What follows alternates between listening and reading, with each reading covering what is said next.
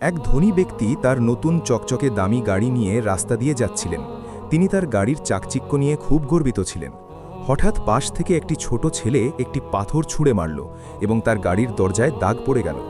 ধনী লোকটি প্রচণ্ড রেগে গাড়ি থামালেন।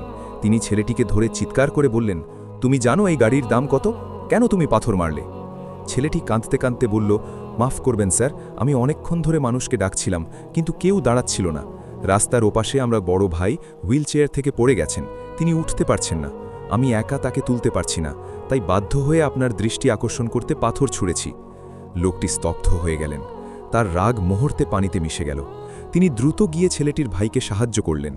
এরপর তিনি সিদ্ধান্ত নিলেন গাড়ির ওই দাগটি তিনি কোনোদিন ঠিক করবেন না। গল্পের শিক্ষা হল, জীবনের চাকচিক্য আর ব্যস্ততায় আমরা যেন এতটাই অন্ধ না হয়ে যায় যে পাশের মানুষের আর্তনাদ আমাদের কানে পৌঁছতে পাথর মারার প্রয়োজন হয়।